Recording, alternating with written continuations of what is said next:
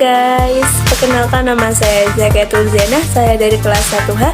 Di sini saya akan membahas pelanggaran etika bisnis dari PT Tirta Versindo Jaya 2017.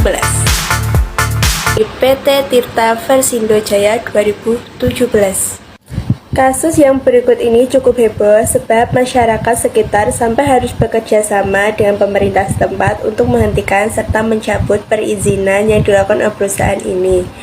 Hal tersebut membuat pihak ini kehilangan citra baiknya selama beberapa waktu dan harus menerima konsekuensi atas pelanggaran yang mereka lakukan.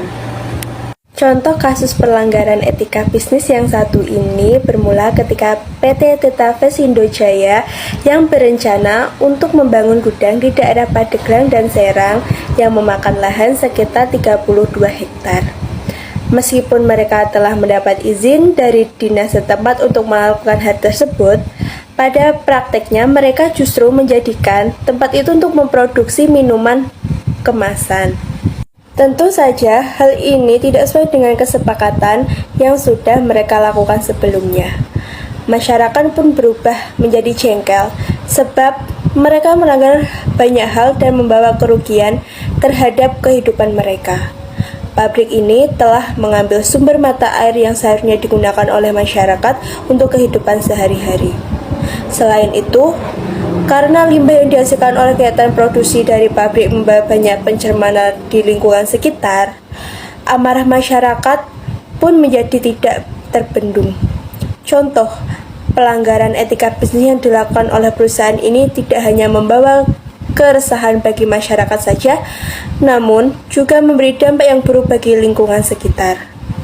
Pandangan saya secara norma sosial pada kasus ini adalah penyimpangan terhadap perilaku masyarakat yang dimana di kasus ini dijelaskan bahwa perusahaan ini melakukan perbuatan yang merugikan terhadap masyarakat seperti pada saat pabrik mengambil sumber mata air yang seharusnya digunakan oleh masyarakat untuk kehidupan sehari-hari, tetapi sumber air tersebut diambil dan digunakan untuk kebutuhan produksi minuman kemasan pabrik itu sendiri.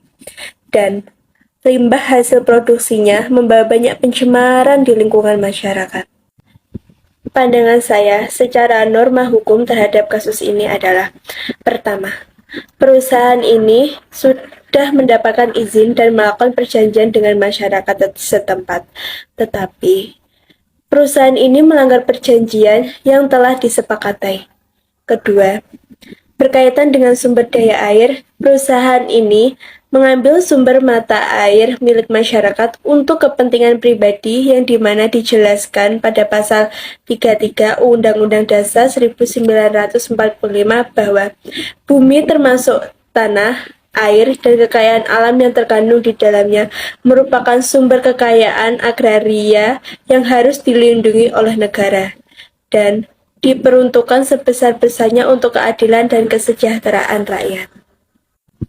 Pandangan saya secara norma agama adalah jelas sangat salah karena ini memakan hak orang lain dan juga melakukan kebohongan serta kelicikan dalam berbisnis. Dan di dalam agama Islam sudah dijelaskan bahwa memakan hak orang lain adalah dosa, sebagaimana hadis Nabi Muhammad SAW, barang siapa yang mengambil sejengkal tanah bumi yang bukan haknya, niscaya ditenggelamkan ia pada hari kiamat sampai ke dalam 7 lapis bumi. Hadis riwayat Bukhari.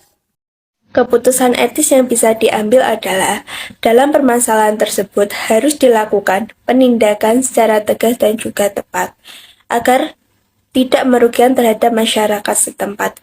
Yang dilakukan untuk permasalahan tersebut, pemerintah setempat, Pemda Pandeglang dan Serang, beserta jajaran yang terkait, harus segera mengambil langkah-langkah tegas guna menghentikan kegiatan privatisasi sumber mata air yang dilakukan oleh PT Tirta Versindo Jaya. Karena tindakan yang dilakukan oleh PT Tirta Versindo Jaya sangat merugikan masyarakat dan tidak memikirkan kehidupan warga setempat atas tindakan yang mengeksploitasi sumber mata air untuk kepentingan perusahaan.